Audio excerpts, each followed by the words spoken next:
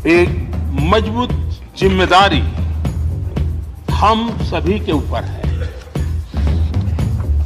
आदरणीय सभापति जी, मुझे विश्वास है ईपीएस पेंशनर्स के लिए बड़ी खबर, मोदी सरकार का बड़ा ऐलान।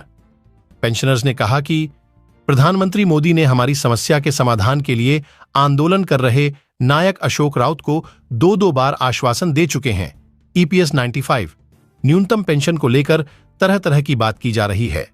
लोकसभा चुनाव से पहले पेंशनर्स को लाभ मिलेगा या नहीं, देखिए ताजा रिपोर्ट। ईपीएस पेंशनर्स के लिए अर्जेंट खबर, सरकार का पेंशनर्स को शानदार सौगात। अगर आपकी उम्र 58 साल से अधिक है तो आपको ईपीएस पेंशन बढ़ोतरी का फायदा मिलेगा।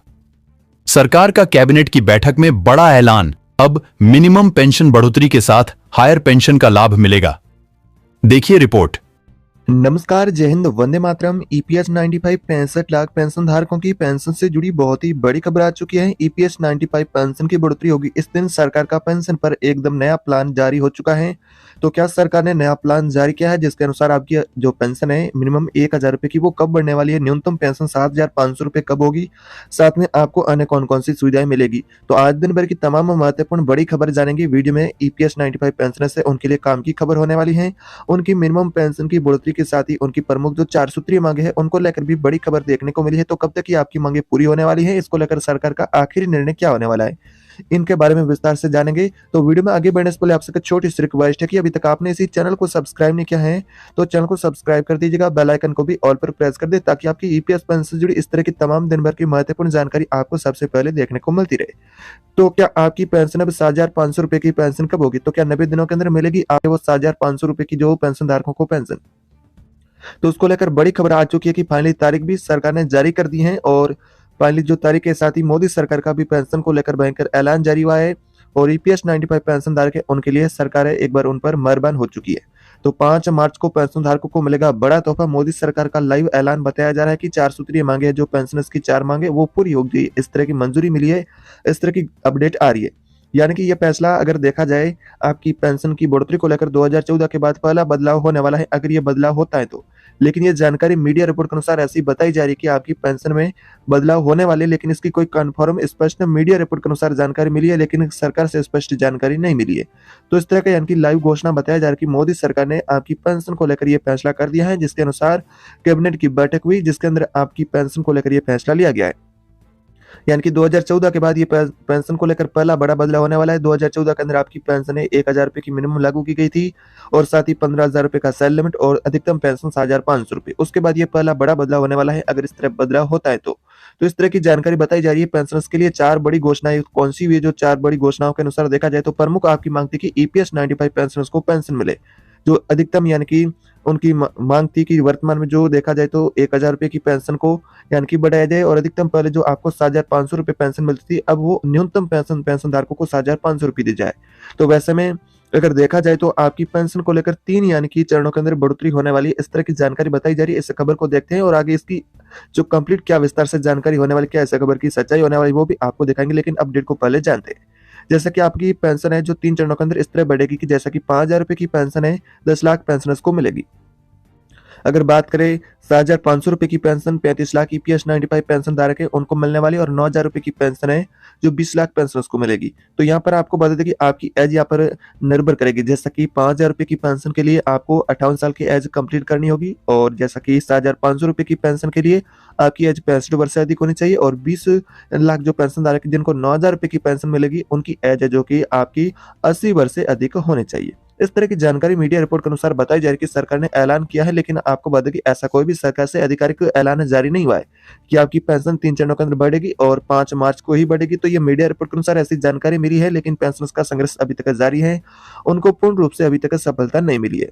तो सोशल मीडिया पर पेंशनर्स ने लिखा, कमांडर अशोक साहब यानी कि अशोक रावत को विश्वास दिलाया है कि भारत सरकार ने विश्वास दिया कि 90 दिनों के भीतर ही यानी कि जो पेंशनर्स है न्यूनतम उनकी बड़ी हुई पेंशन जो पेंशनर्स के लिए लागू की जाएगी। तो ईपीएस 95 न्यूनतम पेंशन की आस अब भी बरकरार रखी गई है। पेंशनर्स की उम्मीद है जो अब छोड़ते हुए नजर नहीं आ रही, यानी कि पेंशनधारक अपनी उम्मीद नहीं छोड़े और उम्मीद है कि 1000 रुपए की पेंशन जो बढ़कर के 7500 रुपए सरकार कर देगी। अब देखना यह होगा कि सरकार ये फैसला कब लेती है या फिर नहीं।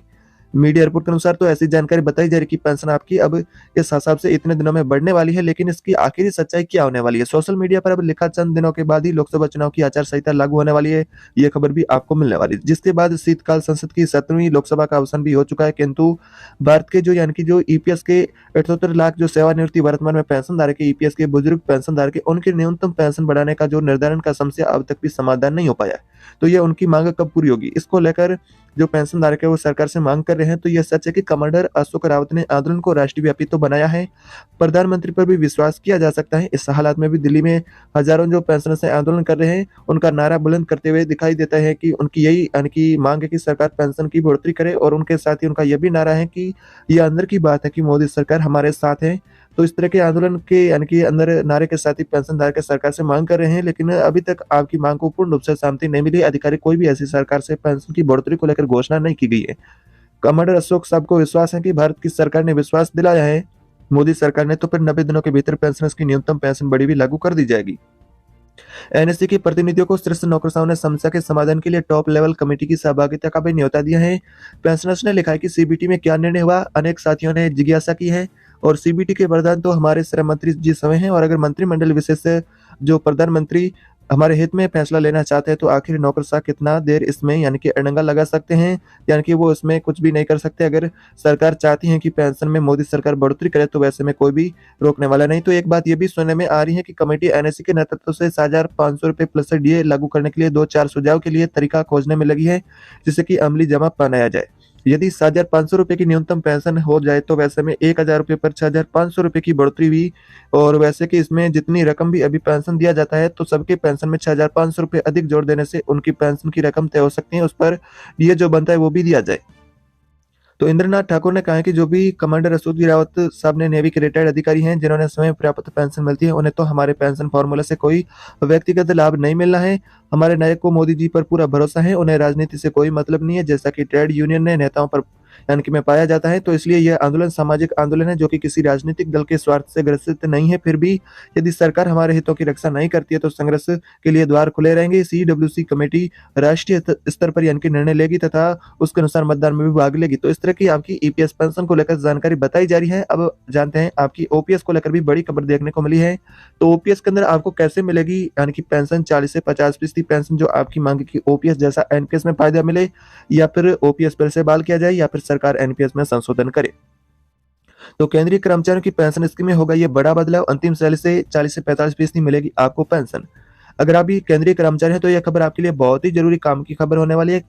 सरकारी कर्मचारियों की ओल्ड पेंशन स्कीम को बहाल करने की मांग तेज होती जा रही है। सरकार पर दबाव बनाने के लिए सरकारी कर्मचारी लगातार धरना प्रदर्शन भी कर रहे हैं, लेकिन केंद्र सरकार ने साफ कर दिया है कि उसकी ऐसी कोई योजना ओपीएस की बहाली को लेकर नहीं है।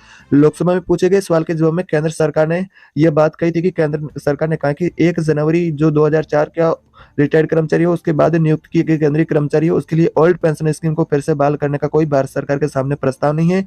दूसरी ओर एनपीएस को लेकर बड़ा अपडेट ये सामने आ रहा है कि आपकी एनपीएस में बदलाव होंगे, लेकिन यह कोई कंफर्म अभी तक नहीं हो पाया। जो एनएससी की जो टीम के द्वारा ईपीएस पेंशन को लेकर भी आंदोलन जारी है, और साथ ही जो एनपीएस के जो पेंशन धारक है उनके द्वारा ओपीएस की बहाली को लेकर भी मांग की जा रही है सरकार से। लेकिन केंद्र सरकार ने एनपीएस की यानी कि संशोधन को लेकर फिलहाल जो कमेटी बनाई थी वो कमेटी रिव्यू करेगी एनपीएस का, उसके बाद जो रिकॉर्ड यानी कि जो आंकड़े प्राप्त होंगे उसके अनुसार आपकी पेंशन में बदलाव होंगे। तो फिलहाल ये लंबित फैसला है, अभी कमेटी ने कोई भी अपनी रिपोर्ट सरकार को नहीं सौंपी है एनपीएस रिव्यू करने के बाद, जिसके बाद जो रिपोर्ट आएगी उस रिपोर्ट के अनुसार आपकी बदलाव पेंशन में हो सकते हैं। लेकिन उम्मीद की जा रही कि आपकी पेंशन एनपीएस में कम से कम 40 से 45% पेंशन मिले। इसकी सिफारिश हाई लेवल पैनल ने भी की थी। एक रिपोर्ट के अनुसार इस मामले से जुड़े 2 अधिकारियों ने बताया कि फिलहाल इस मामले पर विचार किया जा रहा है, यानी कि आपकी एनपीएस संशोधन को लेकर फिलहाल विचार किया जा रहा है कि एनपीएस में किस आधार पर यानी कि बदलाव किया जाए, जिसके अनुसार पेंशनर्स को पेंशन कितनी मिलेगी और जो देश की अर्थव्यवस्था उसको क्या यानी नुकसान होगा। तो इस तमाम इन मुद्दों को ध्यान में रखते हुए ये फैसला लिया जाएगा और पेंशनर्स की मांग को भी पूरा किया जाएगा, देश की अर्थव्यवस्था को बिना नुकसान पहुंचाए। तो इस रास्ते को लेकर सरकार फिलहाल विचार कर रही है। कोई भी इसकी पुष्टि नहीं की गई है कि एनपीएस में संशोधन होगा या फिर आपकी ओपीएस बहाल होगी। तो इस तरह की मीडिया रिपोर्ट के अनुसार आज दिन भर की आप सभी पेंशनर्स के लिए जानकारी होने वाली है। ऐसी और भी नई पेंशन जुड़ी ताजा जानकारी पाना चाहते हैं तो चैनल को अभी तक आपने सब्सक्राइब नहीं किया है तो चैनल को सब्सक्राइब कर दीजिएगा, बेल आइकन को भी ऑल पर प्रेस कर दीजिएगा।